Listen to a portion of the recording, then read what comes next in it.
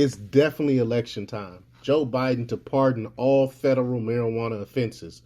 The new rule affects a total of 0 individuals in federal prison. So lately he's been putting out these things, acting like and pretending like it's actually going to help people, but it's not going to help anyone. It's doing the same thing with the student loan program. He actually took back the amount of people that's actually that's going to be able to get the $10,000 or $20,000 debt relief, and then you're going to be taxed on top of that. And he's doing the same shenanigans with this marijuana offense thing. But before we get started, go ahead and hit that like button, share this out so we can get this information out there. Subscribe if you're not already a subscriber, and hit that alarm bell so you know when I'm putting out new stuff. Also, check out my link tree in the description. It has a link to my Patreon where I talk about things I can't talk about here. And there's also a link to my Instagram where I put out news throughout the day to keep you informed, little summaries of stuff of what's going on. All right, let's talk about this news. Joe Biden on Thursday announced that he will pardon federal simple marijuana possession convictions. However, this is being heralded as a political move, as there are currently 0 individuals in federal prison with solely simple possession of marijuana charges, according to ABC News. See, he's slick. See, this is just rhetoric and like, oh, I'm gonna let these people out of prison, but there's no one in prison because it's just simple marijuana. You think no one is paying attention? Well, President Joe Biden on Thursday announced he's pardoning all Americans who've been convicted of simple marijuana possession under federal law, coming closer to keeping a 2020 campaign promise to decriminalize the drug a little more than a month before the midterm election. The executive action would benefit 6,500 people with prior federal convictions and thousands of others charged under the District of Columbia's criminal code, according to a senior administration official. Elaborating on the number of people affected, officials said, quote, there are no individuals currently in federal prison solely for simple possession of marijuana.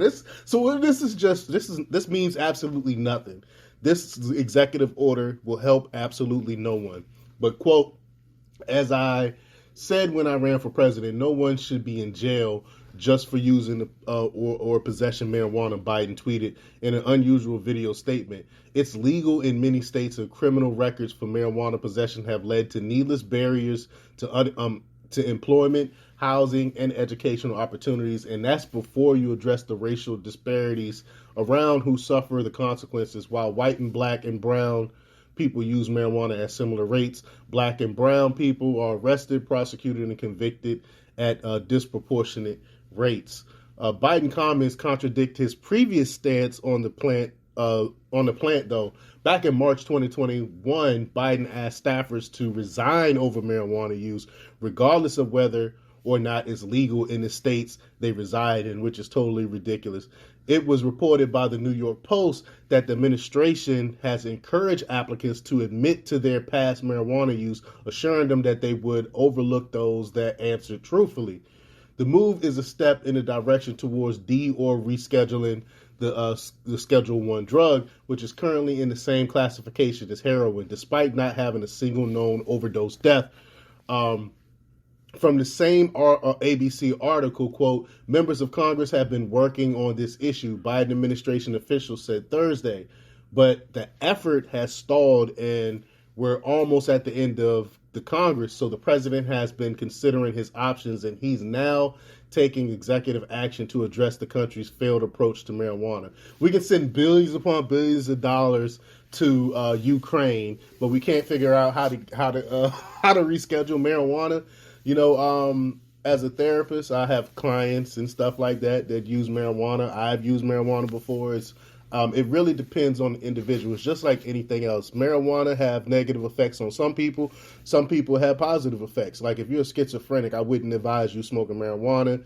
Some people with anxiety, it actually raises anxiety. But some people with anxiety, it actually lowers anxiety.